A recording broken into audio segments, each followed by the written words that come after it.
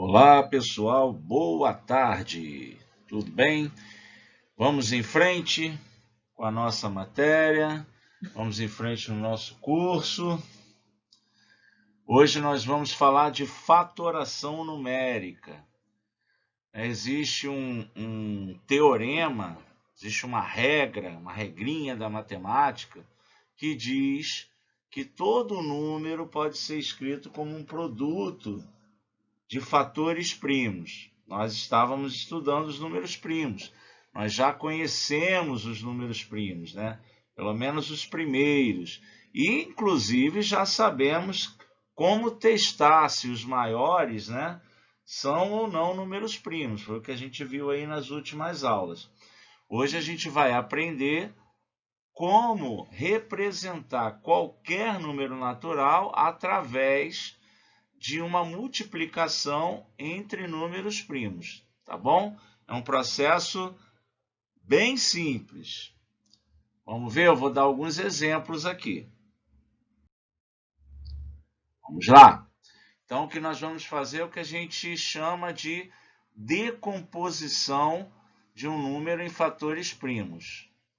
Tá? Não usando um termo mais formal aí, a fatoração do número.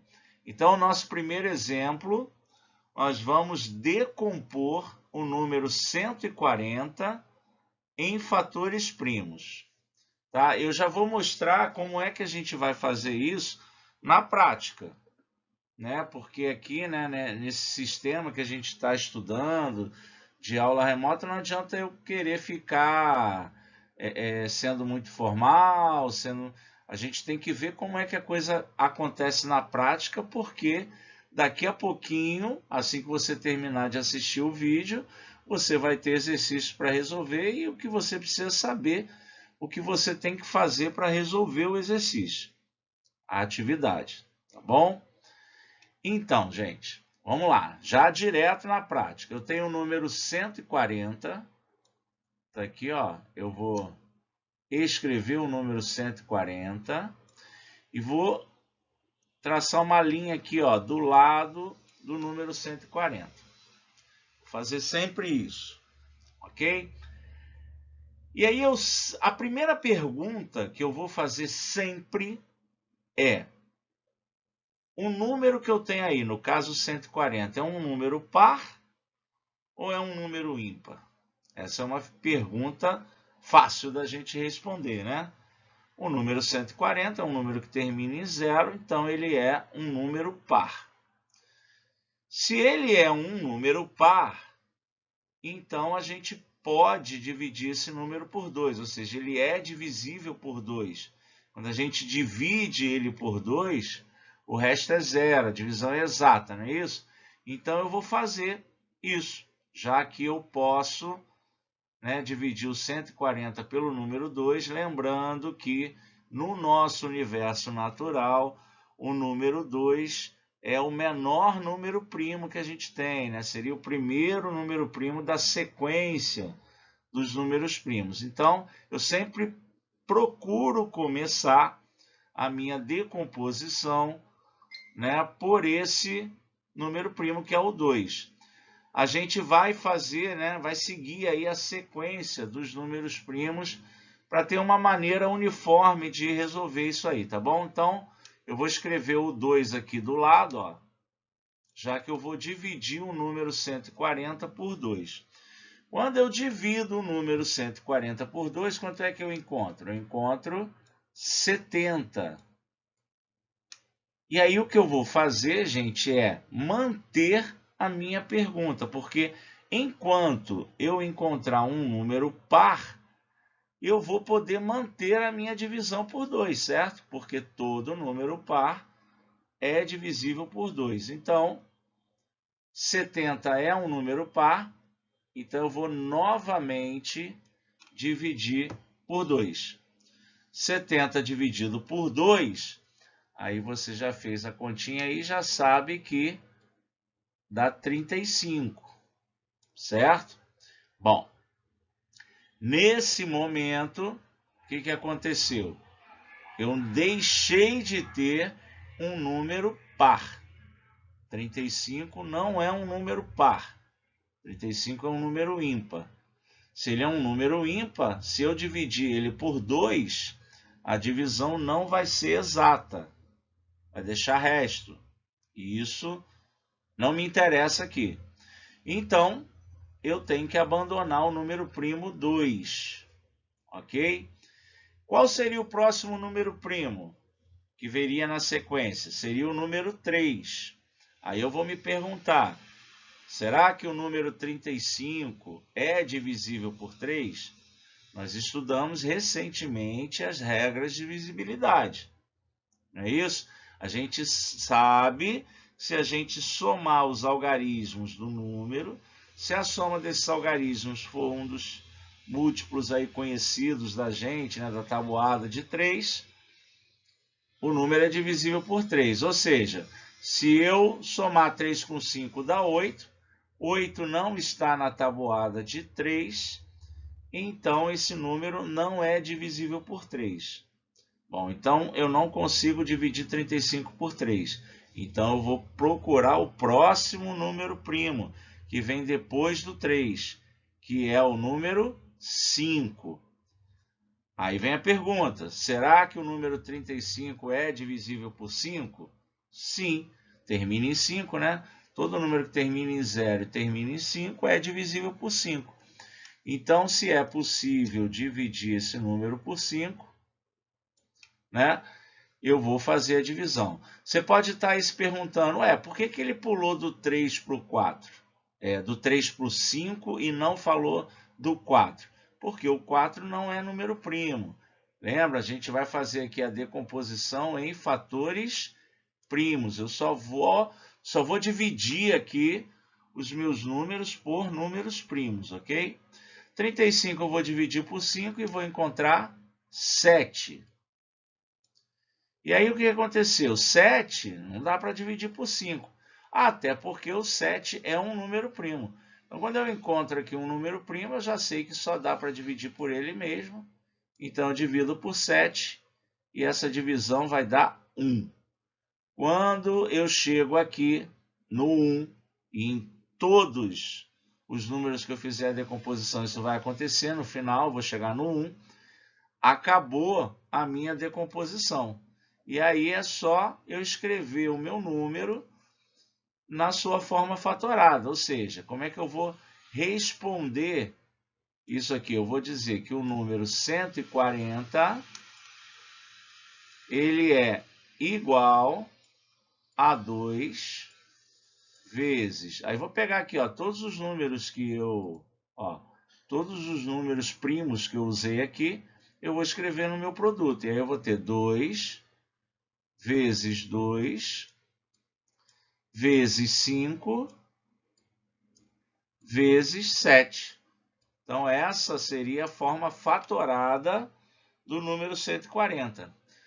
Agora, tem uma maneira melhor de você entregar essa resposta aqui, ou mais simplificada, que é o seguinte: quando eu tenho fatores repetidos, né, numa multiplicação, a gente pode escrever essa multiplicação como potência, né? Como 2 aqui apareceu 2 vezes como fator, então eu posso escrever ele aqui elevado ao quadrado. E aí vai ficar 2 ao quadrado vezes 5 vezes 7. Pronto. Essa seria aí a resposta, né? Seria a decomposição do número 140 em fatores primos. Ok? Vamos ver mais exemplos? Tem mais aqui. Tem mais 2 exemplos aí. Eu quero decompor o número 72 e o número 525. Então, a gente já sabe o que tem que fazer. Vou pegar aqui o 72, tracinho do lado. 72 é número par? Sim. Então, eu vou dividir por 2. Quando eu divido 72 por 2, dá 36. 36 é número par? Sim. Então, eu vou dividir por 2. 36 dividido por 2 vai dar 18. 18 é número par? Sim. Então, eu vou dividir por 2. Vai dar 9. 9 é número par? Não. Então, acabou a divisão por 2. Hora de pensar em dividir por 3. 9 dá para dividir por 3? Dá. Beleza, então 9 dividido por 3 dá 3. E 3 dá para dividir por 3? Claro que dá, né? Dá 1. Pronto, chegou no 1, terminou a minha decomposição e é só escrever a resposta. Então, 72 vai ser igual, 2 vezes 2 vezes 2. 2 apareceu 3 vezes, Então, 2 ao cubo vezes 3 vezes 3, apareceu 2 vezes. Então, 3 ao quadrado, Minha resposta ficaria assim. Essa é a fatoração aí do número 72. É fácil, né, pessoal? Vamos ver, vocês vão descobrir se realmente acharam fácil daqui a pouco no exercício. Vamos lá, 525. Bom, mesma coisa. Escrevi o número 525, tracinho do lado. Primeira pergunta, 525 é número par? Não. Então, não posso dividir por 2. Será que 525 é divisível por 3? Aí eu vou somar os algarismos. 5 mais 2 dá 7. 7 mais 5 dá 12. 12 está na tabuada de 3? Está, então eu vou dividir por 3. 525 dividido por 3 vai dar 175. Vai fazer aí a continha e dividir, vai achar 175. Será que esse número ainda é divisível por 3? Vamos somar os algarismos. 1 mais 7 dá 8, 8 mais 5 dá 13, 13 não está na tabuada de 3, então não dá para dividir por 3. Hora de passar para o 5. Por 5 eu tenho certeza que dá para dividir, afinal de contas é um número que termina em 5, né? E aí quando a gente dividir o 175 por 5, a gente vai achar 35. Que, claro, dá para continuar dividindo por 5. E vai dar 7. Aí o 7 a gente já sabe que só dá para dividir por 7. Deu 1, acabou. Então, a gente tem que o número 525, na sua forma fatorada, vai ser igual a 3 vezes 5 elevado a 2, não é isso? O 5 apareceu 2 vezes, vezes 7. Está aí a forma fatorada do número 525. Ok? Então, isso era o que eu queria mostrar para vocês hoje.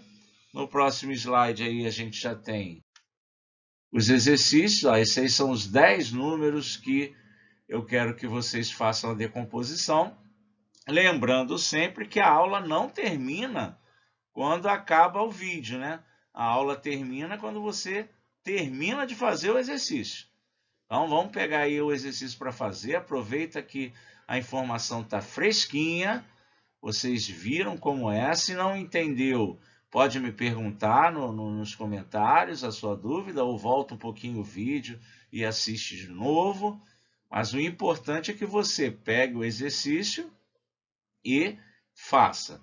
Para efeito de avaliação, eu vou começar, vez ou outra, a pedir para vocês me enviarem as soluções, as fotos do caderno, tá bom? Vou decidir ainda se vou pedir essa aí ou não, tá? Tchau, tchau, pessoal. Até amanhã. Já sabem que a aula, né, de amanhã é a aula de correção dos exercícios aí. Ok? Beleza? Tchau, tchau.